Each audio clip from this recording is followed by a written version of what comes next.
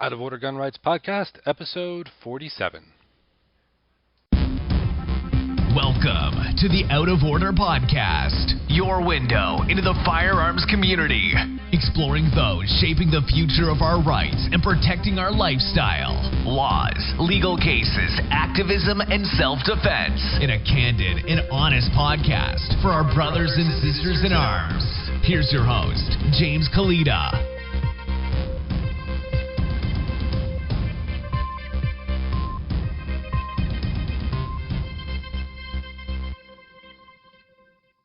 Thanks for tuning in to episode 47 of the Out of Order Gun Rights Podcast. Today's sponsor is Nag Your Rep. NagYourRep.com, a free guide I put together that lets you annoy an anti-gunner, embrace your inner gun nut, and do your part to defend the second by consistently, regularly, and automatically reminding your elected representatives to oppose new gun control laws. The guide is free. The tools are free. Just head over to www.nagyourrep.com. Enter your email address. You'll be added to the Out of Order Gun Rights email list, and you'll get your free guide on how to set up that automatic communication with your elected representatives.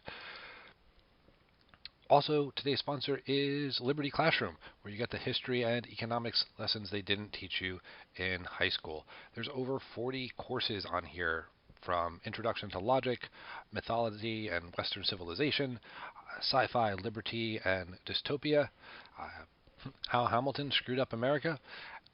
Over 40 courses, all great, all help you when you're talking to the anti-gunners and want to be as up-to-date as possible on American history, philosophy, and economics. And of course, Liberty Maniacs, where you can get those great Pro-2A, Pro-Liberty t-shirts, coffee mugs. Today's guest is Eve from Roka Arms, and now, here's Eve. Eve Kulcsar, welcome to the show. Hi, thank you for having me. Oh, my pleasure. So, Eve, you're the owner of Roka Arms. Would you tell us a little about that? Sure.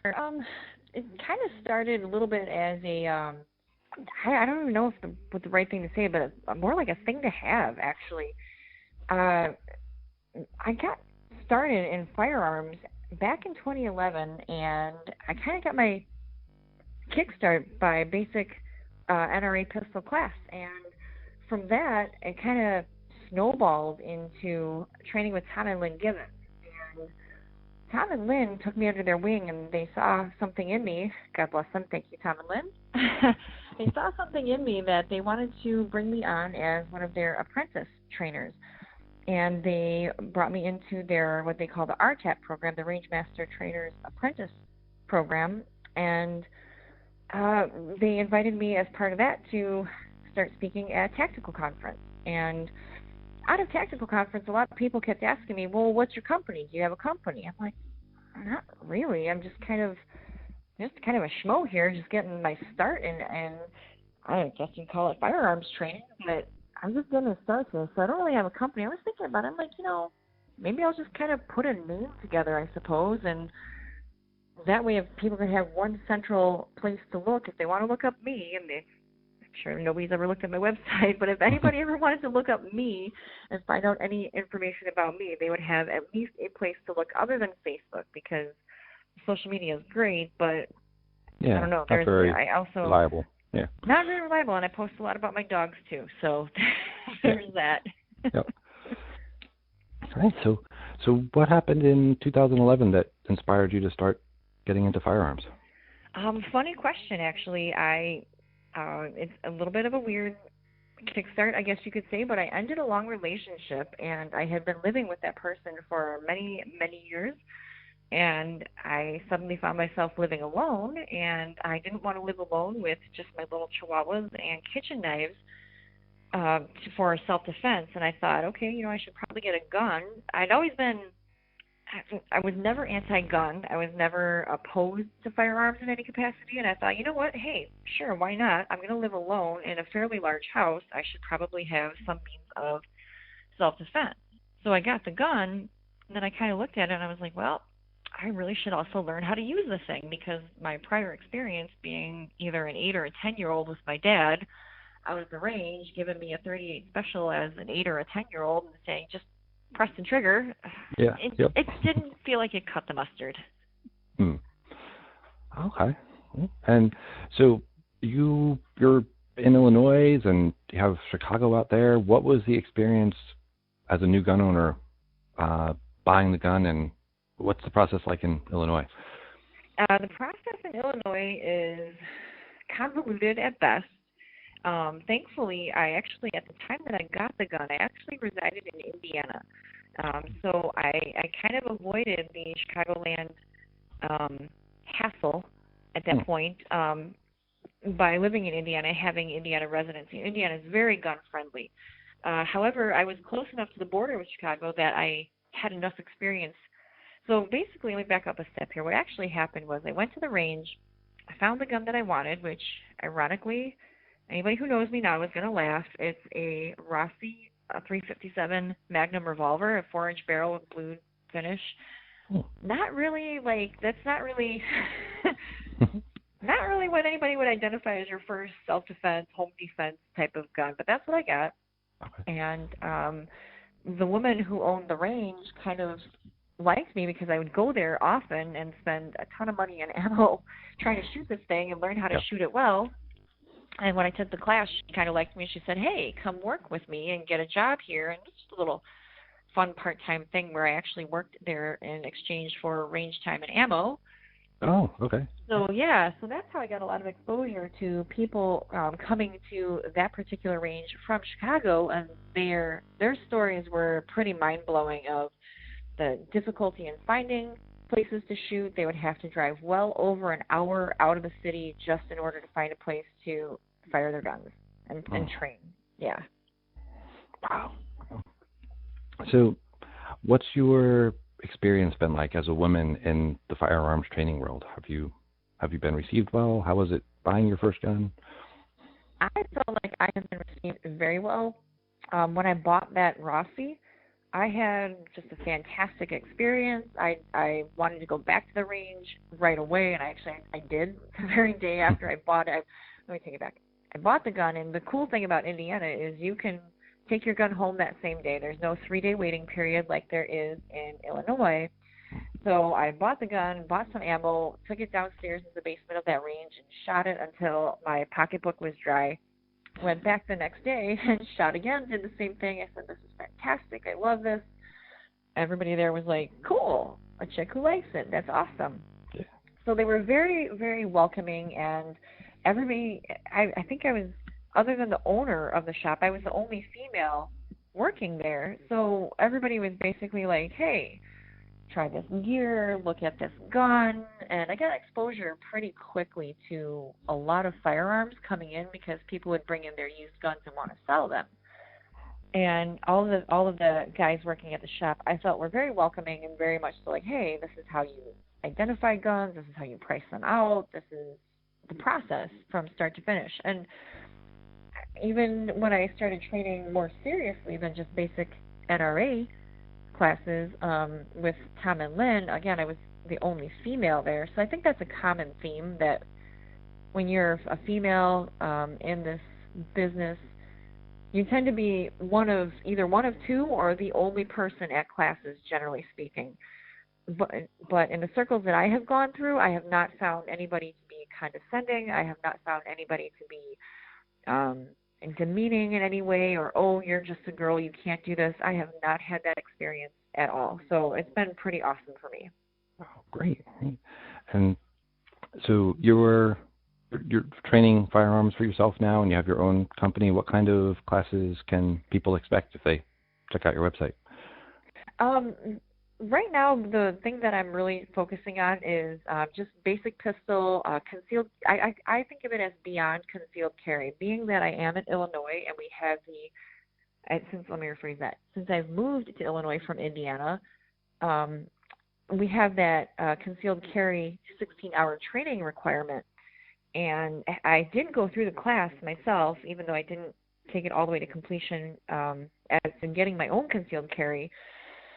The 16 hours is, I would say, probably 11 hours of Illinois law, which is basically 11 hours of telling you where you cannot carry your gun in Illinois, Wow. and then a couple hours of shooting and very, very little as far as marksmanship or safety. So the classes that I try to offer are, like, I consider them, like I said, beyond concealed carry. So they're designed for professionals, people in the office who don't meet your traditional, the traditional view of who you would think would carry a gun. You know, your bearded, uber tactical operator, very operationally kind of guy. Gotcha. Okay. And I saw you also had an OC spray pull tab for access. You want to tell us a little about that? Sure. One of the common things that I have seen in all the training that I've done, a lot of times you hear people talk about hearing something for intermediate self-defense or something more than just a gun. There's that old kind of cliche expression that if all you have for a tool is a hammer, then every problem looks like a nail. And there is some truth to that, even though that's a little bit tired, a little bit worn out, but still holds some measure of truth there. And commonly, people are recommended to carry OC or pepper spray with them. And especially women, and I fully agree with carrying pepper spray as a female. I think it's a fantastic tool. I highly recommend every female, even male, anybody who's going to carry a gun, also carry some pepper spray with you. But a common issue, particularly with women who have purses, the pepper spray goes on the car keys, and when you want your hands free, which is 99% of the time as a woman, you throw your car keys in your purse.